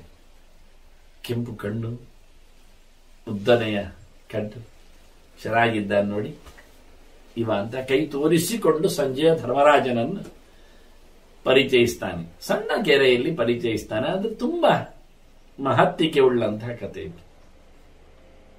ಇನ್ನು ಗಮ್ಮತ್ ನೋಡಿದ್ರೆ, ಅಯಂ ಪುನಃ ಮತ್ತ ಗಜೇಂದ್ರಗಾಮಿ ಪ್ರತಪ್ತ ಚಾಮೀಕರ ಶುದ್ಧ ಗೌರ. ಪುಟಕ್ಕಿಟ್ಟ ಚಿನ್ನದಂತೆ ಬಹಳ ಚಂದವಾದ ಮೈಕಾಂತಿ ಉಳ್ಳವ, ಸೊಕ್ಕಿದ ಆನೆಯ ನಡೆಯಂತೆ ಹೆಜ್ಜೆ ಇಡುವ ಗಂಭೀರವಾದಂತಹ ವ್ಯಕ್ತಿತ್ವವುಳ್ಳ ಇವ. ಪೃಥ್ವಾಯತ ಅಂಶ, ಅಗಲವಾದ ವಿಶಾಲವಾದ ಎದೆಗಟ್ಟು ಹೆಗಲು ಕಾಣ್ತಾ ಉಂಟಲ್ಲ. ಪೃಥು ದೀರ್ಘಬಾಹು, ಉದ್ದನೇ ಕೈಯವ. ಇವನಿಗೆ ಹೋಲಿಸಿದ್ದಾಗೆ ಅವರ ಹೇಳುತ್ತಾ ಇದ್ದಲ್ಲ, ಇದು ದೊಡ್ಡ ಕೈ, ಒಂದು ಪರಿಗಾಯುಧದಾಗೆ ಅಂತ ಹೇಳ್ತಿದ್ನಲ್ಲ. ಕಬ್ಬಿಣದ ಕಂಬದ ಅಂತೆ ಉಂಟು, ಇದರಲ್ಲಿ ಇವನು ಮುದುಕನ 100 ಜನ ಸತ್ರು ಅಂತ ಹೇಳಿದ್ದು. ಅದೊಂದಿಗೂ ಬೆಟ್ಟು ಮಾಡಿ ಹೇಳ್ತಾನೆ, ಅದು ವಿಷಯ ಅಲ್ಲ. ಪುರತು ದೀರ್ಘಬಾಹು, ಇವನನ್ನು ಕರೆಯುವಾಗ ಅವನಿಗೆ ಚಂದವಾದ ಮೂಗು ಅಂತ ಹೇಳಿದ್ರೆ, ಇವನಿಗೆ ಉದ್ದನೆಯ ತೋಳು ನೋಡಿ. ವೃಕೋದರ ಇವ ಪಶ್ಯತೇಮಂ. ನೋಡಿ ಇವನನ್ನು ನೋಡಿದ್ದು 2 ಸರ್ತಿ ಹೇಳಬೇಕಾದ್ರೆ ಸಂಜಯನಿಗೆ ಎಷ್ಟು ಚಂದ ಕಾಣಲಿಲ್ಲ. 32 ಲಕ್ಷಣ ತುಂಬಿದ ಆ ದೇಹ ಯಾರಲ್ಲಿ ಇಲ್ಲದ್ದು, ನೋಡುವುದೇ ಒಂದು ಚಂದ. ಭೀಮನಲ್ಲಿ ದೀರ್ಘವಾದ ತೋಳು, ವಿಶಾಲವಾದ ಎದೆ, ಅದರಿಂದ ಹೊಟ್ಟೆ ಸಣ್ಣದು. ನಮ್ದೆಲ್ಲರದ್ದು ಎದೆ ದೊಡ್ಡದಿದ್ರೆ ಹೊಟ್ಟೆ ದೊಡ್ಡದಿರೋದು, ಅದಕ್ಕಿಂತ ಜಾಸ್ತಿ ಏನು ಅಲ್ಲದ. ಅದಕ್ಕೆ ವೃಕೋದರ ಅಂದ. ತೆಳ್ಳನೆಯ ಹೊಟ್ಟೆ ನೋಡವನದ್ದು, ಹೆಸರು ಹೇಳಿ ಅವನ ವ್ಯಕ್ತಿತ್ವವನ್ನು ಗುರುತಿಸ್ಲಿಕ್ಕೆ. ನೋಡಿ ಅಂತಾನೆ. ಅಗಲವಾದ ಎದೆ, ವಿಶಾಲವಾದ ತೋಳು, ಎತ್ತರವಾದದ್ದು, ಉದ್ದನೆಯ ತೋಳು. ಮತ್ತೆ ನೋಡುವಂಥದ್ದು ಅಂತ ಹೇಳಲಿಕ್ಕೋಸ್ಕರವೇ ಪಶ್ಯತ ಅನ್ನ. ನನಗೆ ಈ ಗೆರೆಯೇ ತುಂಬಾ ಮಾತಾಡಿಸ್ತದೆ. ಅವರು ನೋಡ್ಲಿಕ್ಕೆ ಬಂದವರು ತಾಪಸ್ಸರು, ಯಾರು ಪರಿಚಯ ಆಗ್ಬೇಕು ಅಂತ. ಸಂಜಯನಿಗೆ ಒಂದು ಹುಚ್ಚು ಹೇಳಲಿಕ್ಕೆ ಹೋಗುವಾಗ, ನೋಡ್ಬೇಕು, ನೀವು ನೋಡಿರಿ ಅಂತಾನೆ. ಭೀಮನನ್ನು ನೋಡಿ ಭೀಮನನ್ನು ನೋಡಿದ್ರೆ ಸಾಕಲ್ಲ ಸಾಧನೆ. ಪ್ರಾಣಜಯ ಆದ್ರೆ ಪ್ರಾಣನ ಅನುಗ್ರಹ ಆದ್ರೆ ಮತ್ತೆ ದೇವರ ಕೈವಶ ಆಗ್ತಾನೆ. ಅದರಿಂದ ಭೀಮನ ದರ್ಶನ ಅದೇ ಒಂದು ದೊಡ್ಡ ಭಾಗ್ಯ. ಪಾಂಡವರಲ್ಲಿಯೂ ಭೀಮನ ದರ್ಶನಕ್ಕೆ. ಆದ್ರೆ ಇದು ಒಂದಾಗಿ ಇನ್ಯಾವ ಗೆರೆಯಲ್ಲಿಂದ ಗೆರೆಯೇ ಇಲ್ಲ, ಪಶ್ಚಾತ್ ಶಬ್ದವೇ ಇಲ್ಲ. ನೋಡಿರೋ ನೋಡಿರೋ ಎನ್ನತಕ್ಕಂಥ ಜಾಹೀರಾತೆ ಇನ್ಯಾರಲ್ಲಿ ಇಲ್ಲ. ಇವ ಕುರುರಾಜ, ಇವ ಅರ್ಜುನ, ಇವ ನಕುಲ, ಇವ ಸಹದೇವ, ಹೀಗಿದೆ ಅಷ್ಟೇ ಹೊರತು ಇವ ಭೀಮನ ಬಗ್ಗೆ ಮಾತಾಡುವಾಗ ನಾವು ಯಾಕೆ ಭೀಮ ಅನ್ನುವಾಗಲೇ ಹೀಗಾಗತ್ತೆ ಅನ್ನುವುದಕ್ಕೆ ಈ ಗೆರೆಗಳೆಲ್ಲ ಸಾಕ್ಷಿಗಳು. ಭಾರತದ ಭೀಮ ಅಂದಾಗ್ಲೇನೆ ತಾಪಸ್ಸಿಗಳಿಗೆ ಪರಿಚಯಿಸುವಲ್ಲಿ ಸಂಜಯನ ಗೆರೆ ಒಂದು ಪಾತ್ರ ವಹಿಸ್ತದೆ. ಆಗ ನೋಡಲೇಬೇಕಾದ ಸಂಗತಿ, ಮರೆಯಲಾರದ ವ್ಯಕ್ತಿತ್ವ. ಆ ನೆಲೆಯಲ್ಲಿ ಅವನನ್ನು ಪರಿಚಯಿಸಿ ಒಂದು ಗೆರೆ ಆದರೂ ಅದರಲ್ಲಿ ಇರಬೇಕಾಗಿದ್ದಂತ ಭಾರವನ್ನು ತುಂಬಿಸಿರ್ತಾನೆ. ಯಸ್ತ್ವೇಷ ಪಾರ್ಶ್ವಸ್ಯ ಮಹಾಧನುಷ್ಮಾನ್ ಶ್ಯಾಮೋ ಇವ ವಾರಣ ಯೂಥ ಪಾಪ. ಅವನ ಪಕ್ಕದಲ್ಲಿದ್ದಾನಲ್ಲ ಒಬ್ಬ ದೊಡ್ಡ ಬಿಲ್ಲೋಜ, ಕೈಯಲ್ಲಿ ಬಿಲ್ಲಿಲ್ಲ ಅವನಲ್ಲಿ. ಮತ್ತೆ ಯಾಕೆ ಹೇಳ್ತಾನೆ ಅಂದ್ರೆ ಅಲ್ಲಿ ಬಿಲ್ಲಿ ಎದೆ ಹಾಕಿದ್ದರ ಅಚ್ಚು ಆಗಿದೆ ಅವನಿಗೆ. ಅದನ್ನು ಗುರುತಿಸಿಕೊಂಡು ಹೇಳುತ್ತಾ ಇದ್ದಾನೆ, ಅದನ್ನು ಕಾಣುತ್ತಾ ಇದೆ ಅಲ್ಲಿ.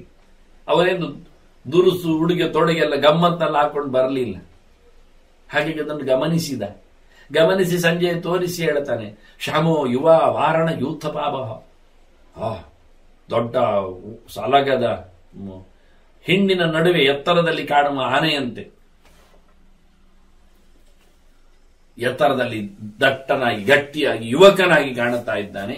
ಸಿಂಹೋನ್ನತಾಂಶ, ಇವನ ಗುರುತಿಸ್ಲಿಕ್ಕೆ ಹೇಳಿಕೆ ಹೆಗಲು ಎತ್ತರ ಇದೆ ಅಂತ. ಹೆಗಲನ್ನ ಮೇಲೆ ಅಂಶ, ಸಿಂಹದಂತೆ ಎತ್ತರವಾದ ಹೆಗಲು ತುಂಬಿದ್ದಾನೆ.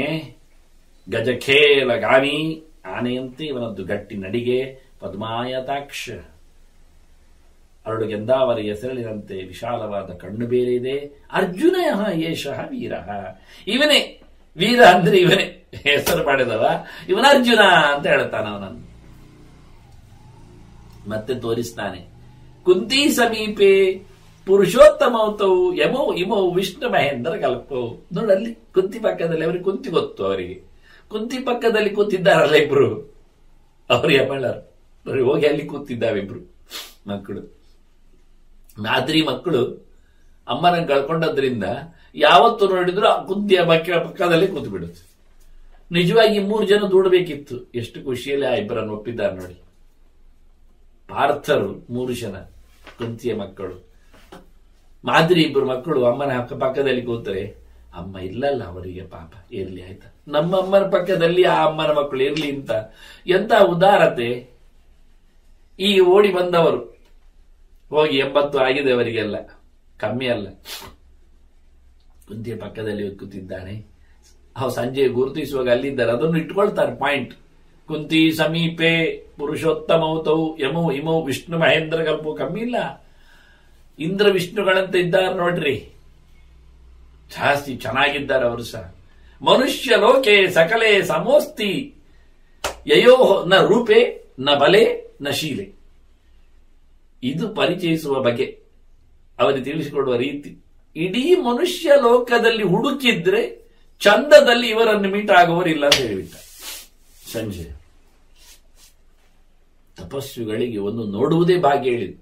ಈ ನಮೂನೆ ವ್ಯಕ್ತಿಗಳಿದ್ದಾರ ಅಂತ ಪೂರಾ ಅವಯವಗಳಲ್ಲಿಯೂ ಸಲಕ್ಷಣವಾಗಿ ನಿಂತ ಭೀಮಸೇನ. ನೋಡಿ ನೋಡಿ ಚೆನ್ನಾಗಿ ನೋಡಿ ಅಂತಲೇ ವರ್ಣನೆ ಮಾಡಿಬಿಟ್ಟ ಸಂಜಯ.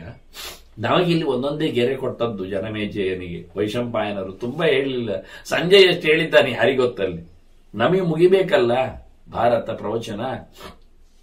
ಇನ್ನೇನು ಅವಭೃತಕ್ಕೆ ರೆಡಿ ಆಗ್ತಾ ಇದ್ದಾನೆ, ನಿಲ್ತಾ ಇದೆ ಸತ್ರ, ಸರ್ಪಸತ್ರ.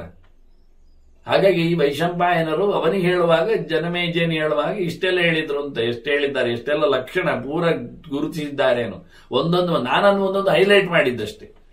ಪ್ರತಿಯೊಂದರಲ್ಲಿ ಹೇಳ್ತಾನೆ, ರೂಪದಲ್ಲಿ ಚೆಲುವಿನಲ್ಲಿ ಇಡೀ ಲೋಕದಲ್ಲಿ ಮನುಷ್ಯ ಲೋಕ ಅಂತಾನೆ. ಮನುಷ್ಯ ಲೋಕದಲ್ಲಿ ಇಂತಹ ಚೆಲುವು ತುಂಬಿದ ವ್ಯಕ್ತಿ ಇಲ್ಲ. ಯಾಕೆಂದ್ರೆ ಅವಳು ಪಾಂಡು ಆಗಲೇ ಹಠ ಮಾಡಿ ಕೇಳಿಕೊಂಡವ, ಚಂದದ ಒಂದು ಹುಡುಗ ಬೇಕಲ್ಲ ಅಂತ ಹೇಳಿಕೊಂಡು ದೇವತೆಗಳನ್ನು ಕರೆದ ಹಾಗೆ ಚಂದಕ್ಕೋಸ್ಕರ ಅಂತ. ಮತ್ತೆ ಭೀಮಸೇನೆ ಚಂದ ಇಲ್ವಾ, ನೀವೀಗ ಲಕ್ಷಣ. ಹೌದು, ಅದು ಪುರುಷ ಚಂದ. ನಮಗೆ ಚಂದ ಅಂದ್ರೆ ಹೆಣ್ಣಿನ ಹಾಗೆ ಚಂದ ಕಂಡ್ರೆ ಚಂದ ಕಾಣ. ಮನುಷ್ಯ ಗಡಸಾಗಿ ಗಟ್ಟಿಯಾಗಿ ಎತ್ತರದಲ್ಲಿ ಕೂತ್ರೆ ಅದೆಂತದ್ದು ಕೇಳ್ತಾರೆ, ಕಂಬದಾಗಿ ಗೋಡೆಯಂತೆ ಅಂತ. ಮತ್ತೆ ಚಂದ ಅಂದ ತಕ್ಷಣ ನಮಗೆ ಮೃದು ಮೃದು ಆಗಿರಬೇಕು, ಕೋಮಲ ಆಗಿರಬೇಕು. ಆ ಹೆಣ್ಣು ಮಾತ್ರವೇ ಚಂದವೋ? ಹೆಣ್ಣಿನ ಚಂದ ಹೆಣ್ಣಿನಲ್ಲಿದೆ, ಪುರುಷರ ಚಂದ ಪುರುಷನಲ್ಲಿ ಬೇಡವಾ? ಈಗ ಎಲ್ಲಿಯಾದ್ರೂ ಪುರುಷರಲ್ಲಿ ಸೌಂದರ್ಯ ಸ್ಪರ್ಧೆ ಮಾಡಿದ್ರೆ ಹಾಗೆ ನೋಡ್ತಾರೇನೋ, ಮೀಸೆ ಇಲ್ಲದ ಮೃದು ಮೃದುವಾದ ಚೀಕ್ಸ್ಗಳುಳ್ಳ ಮತ್ತೆ ದಪ್ಪ ದಪ್ಪನೆ ನಿಂತ ಎಲ್ಲ ಅದೇನು ಹೇಳ್ತಾರೆ 36, 88 ಎಲ್ಲ ಉಂಟಲ್ಲ, ಅಂತದ್ದೆಲ್ಲ ನೋಡಿಕೊಂಡು ಅದು ಚಂದ ಅಂತ ಹೇಳ್ತಾರೆ ಏನು? ಪಾಪ ಅವ್ರಿಗೆ ಗೊತ್ತಿಲ್ಲ. ಚಂದ ಅಂದ್ರೆ ಚೆಲುವು ಅಂದ್ರೆ ಹೆಣ್ಣು ಮಾತ್ರ ಅಲ್ಲ, ಹೆಣ್ಣಿನಲ್ಲಿ ಹೆಣ್ಣು ಚೆಲುವು.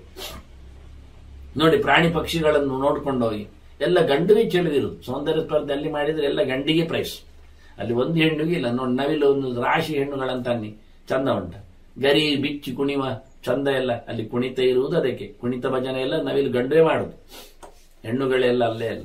ಅದೇ ಚಂದ. ಎಷ್ಟೋ ಹಕ್ಕಿಗಳಲ್ಲಿ ಎಷ್ಟೋ ಪ್ರಾಣಿಗಳಲ್ಲೆಲ್ಲ ಚಂದ ಕಾಣುವುದು ಗಂಡುವೆ.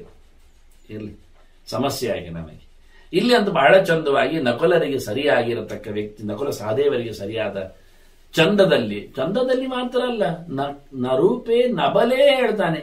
ಬಲದಲ್ಲಿ ಇವರಿಗೆ ಯಾರಿಲ್ಲ ಎದುರು, ಬಲಿಷ್ಠರೇ ಜೋರಿದ್ದಾರೆ. ಮತ್ತೆ ಶೀಲ ವಿನಯಾದಿಗಳು ಗುಣವಂತಿಕೆಯಲ್ಲಿ ಇವರದ್ದು ಬಿಟ್ಟಿರ್ತೀವಿ. ನೀತಿವಂತಿಕೆ ಗುಣವಂತಿಕೆ ಅಲ್ಲ ಇವರಲ್ಲಿ ಕೂತಿದೆ ಅಂತ ಇವರಿಗೆಲ್ಲ ನಿಬ್ಬೆರಗಾಗ್ತಾರ್ರಿ. ಆ ನಮೂನೆ ಆಯ್ತು. ತಾಪಸರಲ್ಲಿ ಯಾವುದನ್ನೆಲ್ಲ ಗುಣವನ್ನು ಬಲಾತ್ಕಾರದಲ್ಲಿ ಆಧರಿಸಿಕೊಳ್ಳಬೇಕು ತಪಸ್ಸಿನಿಂದ ಅಂತ ಮಾಡ್ತಾರೋ, ಸಿದ್ಧಿಯಿಂದ ಅಂತ, ಇವರಲ್ಲಿ ಸಹಜವಾಗಿ ಒಂದು ಕ್ಷತ್ರಿಯರಲ್ಲಿ ಇರತಕ್ಕಂಥ ಅಗತ್ತು ನೋಡಿ ಖುಷಿಪಟ್ರು. ಮತ್ತೆ ಹೇಳ್ತಾನೆ, ಇಯಂ ಪುನಃ ಪದ್ಮದಳಾಯತಾಕ್ಷಿ ಮಧ್ಯಂ ವಯಃ ಕಿಂಚಿದಿವ ಸ್ಪೃಶಂತಿ ನೀಲೋತ್ಪಲಾಭ ಕುಲದೇವತೇವ ಕೃಷ್ಣ ಸ್ಥಿತಾ ಮೂರ್ತಿಮತೀವ ಲಕ್ಷ್ಮೀ ಅಂತ. ಮಹಾತಾಯಿ ಲಕ್ಷ್ಮಿಯೇ ಮೈವೆದ್ದು ಬಂತಂದೆ ನಿಂತಿದ್ದಾಳಲ್ಲ ಇವಳು, ಕಪ್ಪಿನವಳು, ಅವಳೇ ಕೃಷ್ಣೆ, ಅವಳೇ ದ್ರೌಪದಿ. ಇಯಂ ಪುನಃ ಪದ್ಮದಲಾಯತಾಕ್ಷಿ, ವಿಶಾಲವಾದ ಕಣ್ಣು, ಎಂತ ಚಂದ. ಮಧ್ಯಂ ವಯಃ ಕಿಂಚಿದಿವ ಸ್ಪೃಶಂತಿ, ಇನ್ನೇನು 50ರ ಹರೆಯದಲ್ಲಿದ್ದಾಗೆ ಕಾಣುತ್ತಾ ಇದ್ದಾಳಲ್ಲ ಈಕೆ. ನೋಡಿ ಎಷ್ಟು ಚೆನ್ನಾಗಿಯೋ. ಆ ಕಾಲದಲ್ಲಿ ಆಗಲೇ ದ್ರೌಪದಿಯನ್ನು ಇನ್ನೂ ಎಳೆಯಳನ್ನಾಗಿ ಚೆನ್ನಾಗಿ ಗುರುತಿಸಿದ್ದಾರೆ, ತೋರಿಸಿಕೊಟ್ಟಿದ್ದಾರೆ. 50ರಂತೆ ಕಾಣುವವಳು, ಹತ್ತಿರದಲ್ಲಿ ಇರುವವಳು ಹೇಗಿದ್ದಾಳೆ? ನೀಲೋತ್ಪಲಾಭ ಅಂತ ಇವಳದೊಂದು ಸ್ಪೆಷಾಲಿಟಿ ಹೇಳಲಿಕ್ಕೆ ಹೋಗುವಾಗ, ಕಮಲದಂತೆ ಕಂಪು, ಅದನ್ನೇ ಹೇಳಲಿಕ್ಕೆ ಹೋಗಲಿಲ್ಲ. ಕಾಂತಿ ಮಾತ್ರ ಅಲ್ಲ, ಅರಳು ಕಮಲದಂತೆ ದೂರಕ್ಕೆ ಪರಿಮಳ ಬರುವ ಹುಡುಗಿ ದ್ರೌಪದಿ. ಈ ವಸ್ತು ಸತ್ಯವತಿಯಲ್ಲಿತ್ತಲ್ಲ, ಯೋಜನಗಂಧಿ ಆಗಿದ್ಲಲ್ಲ, ಪರಾಶರರು ಮುಟ್ಟಿ ವ್ಯಾಸರ ಅಮ್ಮ ಸತ್ಯವತಿ. ಹಾಗೆ ವ್ಯಾಸರ ಸೊಸೆಯು ಮುಂದಕ್ಕೆ ಪರಿಮಳದವಳಾಗಿ ಬಂದಿದ್ದಾಳೆ. ವ್ಯಾಸರ ವಂಶದಲ್ಲಿ ಸೊಸೆಯಾಗಿ ಬಂದವಳು. ಅದನ್ನು ಉಲ್ಲೇಖ ಮಾಡ್ತಾನೆ, ಈ ಕಮಲದ ಪರಿಮಳದವಳು. ಕುಲದೇವತೇವ ಅಂದಾಳೆ. ಇವಳು ವಂಶದ ದೇವತೆ, ಪಾಂಡು ವಂಶದ ದೇವತೆ. ಏನ್ ಶಬ್ದ ಆಗ್ತಾನೆ ಅವನು. ಲಕ್ಷ್ಮಿಯಾಗಿ ಕಾಣ್ತಾಳಲ್ಲ. ಇನ್ನೊಬ್ಳೀಚೆ ಅಸ್ಯಾಸ್ತು ಪಾರ್ಶ್ವೆ, ಅವಳ ಪಕ್ಕದಲ್ಲಿದ್ದಾಳಲ್ಲ, ಕನಕೋಪಮತ್ವಕ್ಕೆ. ಬಂಗಾರದ ಚರ್ಮ ಅಂತೆ, ಬಂಗಾರದ ತಗಡೆ ಚರ್ಮಕ್ಕೆ ಒದ್ದಾಗಿ ಅವಳಿಗೆ ಒಂದು ಸ್ಪೆಷಾಲಿಟಿ ಹೇಳಿದ್ಲಿ ಇವನು. ಒಂದೊಬ್ಬೊಬ್ಬರನ್ನ ಹೇಳ್ತಾನೆ, ಏಷ ಸ್ಥಿತ ಮೂರ್ತಿಮತಿ ಇವ ಗೌರಿ. ಮತ್ತೆ ಇವಳು ಪಾರ್ವತಿಯಾಗಿ ಕಾಣ್ತಾ ಇದ್ದಾಳೆ. ಇನ್ನೊಂದು ಚೆಲುವೆ, ಅವಳು ಲಕ್ಷ್ಮಿ ಅಂತ ಲಕ್ಷಣವಾಗಿ, ಅಂದ್ರೆ ಸರ್ವ ಲಕ್ಷಣ ಸಂಪನ್ನೆ ದ್ರೌಪದಿ ಅಂದ್ರೆ. ಭೀಮನಂತೆ 32 ಲಕ್ಷಣ ದೇಹದಲ್ಲಿ ಕಾಣ್ತದೆ ಅವಳದ್ದು. ಅದನ್ನು ಗುರುತಿಸಿದ ಲಕ್ಷ್ಮಿ ಅಂದ್ರೆ ಉತ್ತಮವಾದ ವಿಶೇಷವಾದ ಉಪಮೆಯನ್ನು ಕೊಡುವ ಮೂಲಕ ಈಕೆ ಪಾರ್ವತಿಯಂತೆ ಇದ್ದಾಳೆ ಅಂತ ಹೇಳಿಬಿಟ್ಟ. ಯಾರವಳು? ಇವಳ ಪಕ್ಕದಲ್ಲಿ ನಿಂತವಳು. ಸತ್ಯೇ ಸ್ಥಿತಾ ಸಾ ಭಗಿನಿ ದ್ವಿಜಾಗ್ರ್ಯ ಚಕ್ರಾಯುಧಸ್ಯ ಅಪ್ರತಿಮಸ್ಯ ತಸ್ಯ. ಇಡೀ ಲೋಕಕ್ಕೆ ಎಣೆ ಇಲ್ಲದವ ಏಕಮೇವ ಅದ್ವಿತೀಯನಾಗಿರತಕ್ಕಂಥ ಕೃಷ್ಣನ ಚಕ್ರ ಹಿಡಿದವನ ತಗ್ಗಿಯವಳು. ಎಲ್ಲಿಗೆ ಪರಿಚಯ ನೋಡಿ, ಸುಭದ್ರೆಯನ್ನು ಪರಿಚಯಿಸುವ ರೀತಿ ನೋಡಿ. ದ್ರೌಪದಿ ಪಕ್ಕದಲ್ಲಿದ್ದಾಳಲ್ಲ, ಚಂದವಾದ ಚರ್ಮದವಳು, ಮೆದು ಚರ್ಮದವಳು, ಭಾರಿ ಚಂದವಾದ ಹೊಳಪಿನ ಚರ್ಮದವಳು. ಅವಳು ನಿಜವಾಗಿ ಆ ಭಗವಂತನ ಹಿರಿದೇವತೆಯ ಇಡೀ ಜಗತ್ತನ್ನು ನೋಡಿಕೊಳ್ಳುವವನ ತಂಗಿ ಇದ್ದಾಳೆ ಅಂತ ಪರಿಚಯಿಸ್ತಾಳೆ. ಈ ಅಂಚ ಜಾಮೂನದ ಶುದ್ಧ ಗೌರಿ ಪಾರ್ಥಸ್ಯ ಭಾರ್ಯ ಭುಜಗೇಂದ್ರ ಕನ್ಯಾ. ಅದರ ಪಕ್ಕದಲ್ಲಿರುವವಳು ಹಾವಿನ ರಾಣಿ ಭುಜಗೇಂದ್ರ ಕನ್ಯಾ. ಉಲಿಪಿದ್ದಾಳೆ, ನಾಗಲೋಕದವಳಿದ್ದಾಳೆ. ಇಲ್ಲಿ ಅವಳಲ್ಲ, ಮತ್ತೆ ಅವಳ ಪಕ್ಕದಲ್ಲಿ ಇರುವವಳು ಅರ್ಜುನನ ಹೆಂಡತಿ. ಇಂಥ ಮತ್ತವಳಿದ್ದಾಳೆ ಚಿತ್ರಾಂಗದ ಚೈವ, ಅವಳು ನರೇಂದ್ರ ಕನ್ಯಾ. ಅವಳು ಮನರುಳನ ಮಗಳಾಗಿದ್ದಾಳೆ. ಇವಳು ಇಲ್ಲಿ ಅವಳು ಈ ಲೋಕದ ಮನುಷ್ಯನ ಹುಡುಗಿ, ಇವಳು ಚಿತ್ರಾಂಗದೆ, ಅವಳು ನಾಗಲೋಕದ ಹುಡುಗಿ. ನೋಡಿ, ಇವರು ಹೇಳುವ ಪರಿಚಯಿಸಬೇಕು ಅಂದ್ರೆ ಕ್ಲಿಯರ್ ಆಗಿ. ಭುಜಗೇಂದ್ರ, ಇವಳು ನರೇಂದ್ರ ಕನ್ಯಾ. ಐಷಾ ಸವರ್ಣ ಆರ್ದ್ರ ಮಧುಕ ಪುಷ್ಪೈ, ಹಸಿಯಾದ ಹೂವಿನ ತರ ಬಹಳ ಚಂದವಾದ ಬಣ್ಣವನ್ನು ಆಕೆ ಪಡೆದಿದ್ದಾಳೆ. ಎಲ್ಲ ಕಾಡಿನಲ್ಲಿದ್ದು ಸೊತ್ತನ್ನೇ ಉಪಯೋಗಿಸಿಕೊಂಡು ಲಕ್ಷಣ ಹೇಳುವ ಕ್ರಮ ಇವರು.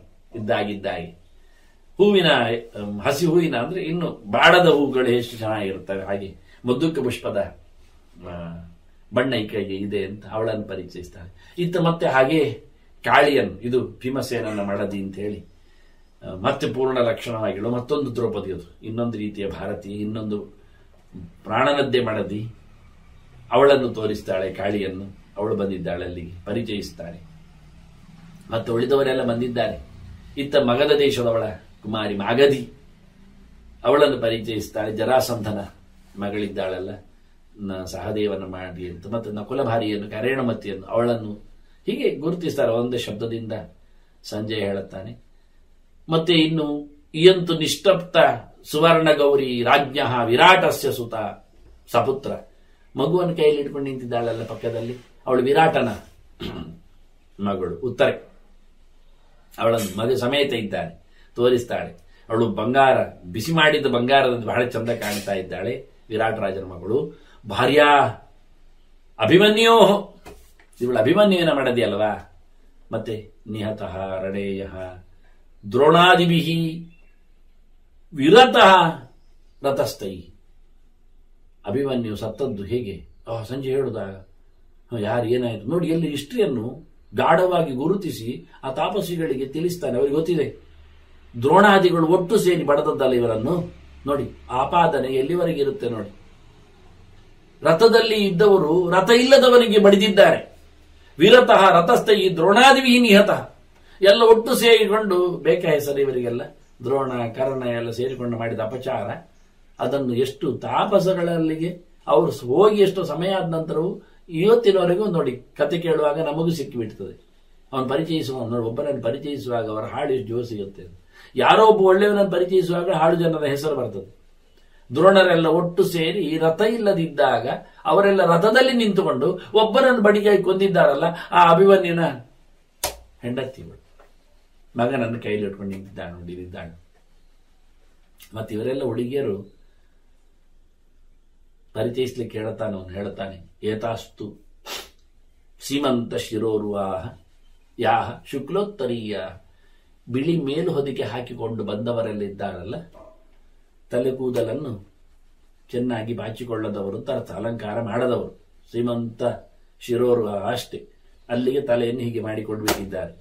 ಬಿಳಿ ಉತ್ತರೀಯ ಹಾಕಿ, ಮತ್ತೆ ಉಳಿದವರದೆಲ್ಲ ಕಲರ್ ಇದೆ ಅಂತ ಅರ್ಥ ಆಯ್ತು ನಮಗೆ. ಶುಕ್ಲೋತ್ತರೀಯ ಸುರರಾಜ್ ನರರಾಜ ಪತ್ನಿ. ಇವರೆಲ್ಲ ಮನುಷ್ಯರ, ನಮ್ಮ ಉಳಿದವರೆಲ್ಲರ ಹೆಂಡತಿಯರು. ಕುರುರಾಜನ ಸಂಬಂಧಗಳಲ್ಲಿ ಬಂದವರೆಲ್ಲ ಇಲ್ಲಿದ್ದಾರೆ.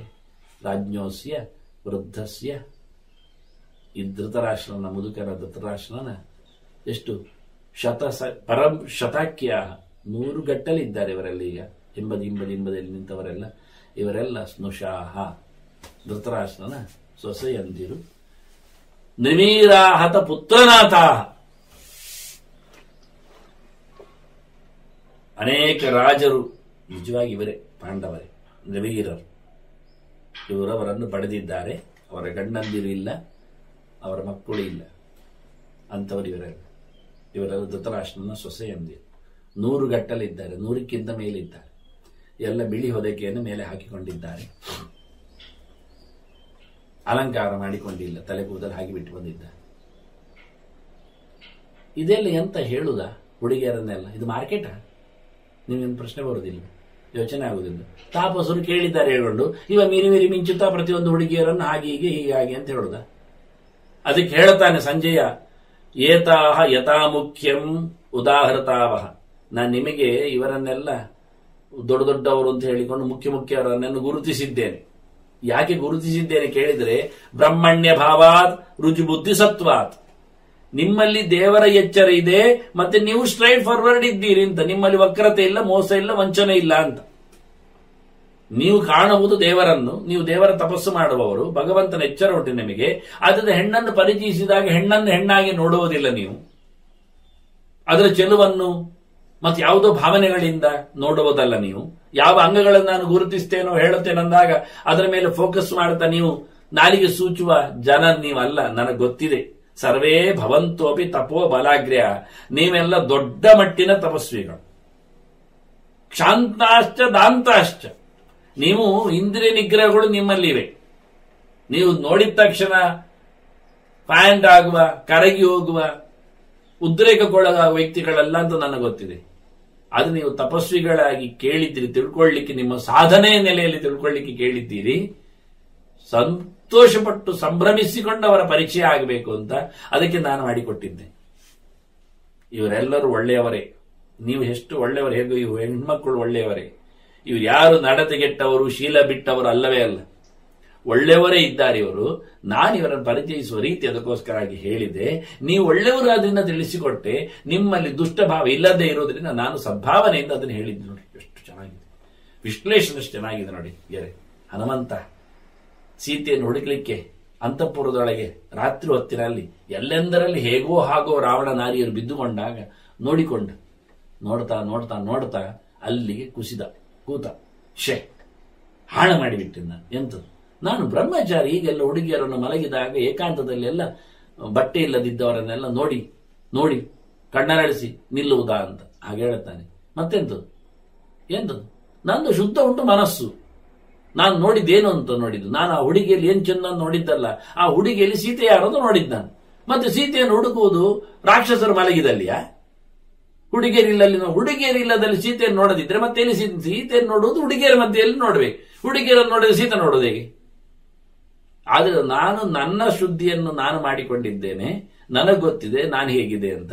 ಆದ್ರಿಂದ ಮಾಡದೆ ಉಪಾಯ ಇಲ್ಲದ ಕೆಲಸ ಮಾಡಿಯೇ ಮಾಡಬೇಕಾಗತ್ತೆ. ಮತ್ತೆ ಅವ್ರು ಎಚ್ಚರಿದ್ದಾಗ ನೋಡ್ಲಿಕ್ಕಾಗತ್ತ? ಆಗೋದಿಲ್ಲ. ರಾತ್ರಿ ಹೊತ್ತಿನಲ್ಲಿ ಕಳ್ಳನಾಗಿ ಹುಡುಕದೆ, ಮತ್ತೆ ಕಳ್ಳನ ಮನೆಯಲ್ಲಿ ಕಳ್ಳನಾಗಿ ಹುಡುಕದೆ ಮತ್ತೆ ಏನು ಸುಭಗ್ಯರಾಗಿ ಹುಡುಕ್ಲಿಕ್ಕಾಗತ್ತೆ? ಅವನೇನು ಹೇಳಿಕೊಂಡು ಹೊತ್ಕೊಂಡು ಬಂದ ಸೀತೆಯನ್ನು. ಆದ್ರಿಂದ ಹುಡುಗಿದ್ದೇನೆ, ನಾನು ಚೆನ್ನಾಗಿದ್ದೇನೆ ಅಂತ ಅವನೇ ಉತ್ತರ ಕೊಟ್ಕೊಳ್ತಾನೆ ಹನುಮಂತ. ಹಾಗೆ ಇಲ್ಲಿ ಸಂಜೆ ಹೇಳಿಕೊಂಡ ತಪಸ್ವಿಗಳಿಗೆ, ನೀವು ಒಳ್ಳೆಯವರು, ಇವರು ಒಳ್ಳೆಯವರು. ನಾನು ಒಳ್ಳೆಯ ದೃಷ್ಟಿಯಿಂದ ಹೇಳಿದ್ದೇನೆ, ನಿಮ್ಮಲ್ಲಿ ಕುಹಕ ಇಲ್ಲ, ಕೆಟ್ಟ ಭಾವ ಇಲ್ಲ. ಆದ್ರಿಂದ ತಿಳ್ಕೊಳ್ಳಿಕ್ಕೆ ತಿಳಿಸಿದ್ದೇನೆ, ತಿಳ್ಕೊಂಡಿದ್ದೀನಿ. ಎಷ್ಟು ಚೆನ್ನಾಗಿದೆ, ಅದ್ಭುತವಾಗಿದೆ. ಮತ್ತಲ್ಲಿಲ್ಲ, ಅವರು ಹೊರಟೋದ್ರಿ ಅಲ್ಲ. ಅವ್ರು ಬಂದದ್ದೇ ಇವರನ್ನು ಪರಿಚಯ ಮಾಡಿಕೊಳ್ಳಿಕ್ಕೆ. ಹೋಗಿ ಆಯ್ತು, ಸೀದಾ ಹೋಗಿ ಆಯ್ತು ನೋಡಿ. ಆದ್ರಿಂದ ಅವ್ರಿಗೆ ಕುತೂಹಲ ಇಲ್ಲ ಮತ್ತೆ ಯಾವ ಹುಡುಗಿ ಹತ್ರ ಮಾತಾಡಿಸುವ. ನೋಡಿ, ಸಾಮಾನ್ಯ ಕೆಲವು ಕಡೆಯಲ್ಲಿ ಧರ್ಮಕರ್ಮಕ್ಕೆ ದೇವಾಲಯಕ್ಕೆಲ್ಲ ಹೋದ್ರೆ ಕಾದು ಕುಳಿತು ಹಾಯ್ ಹೇಳಿಕೊಂಡು ಮತ್ತೇನು ಕೇಳಿಕೊಂಡು ಈಗಂತೂ ಉಂಟಲ್ಲ ರೋಗ, ಮೊಬೈಲ್ ನಂಬರ್ ಕೊಡಿ ಅಂತ. ನೋಡಿ, ಇಲ್ಲಿ ಏನನ್ನು ಯಾರತ್ರ ಯಾವುದೇ ತಾಪಸ್ಸಿಯು ಏನೂ ಮಾತಾಡ್ಲಿಲ್ಲ.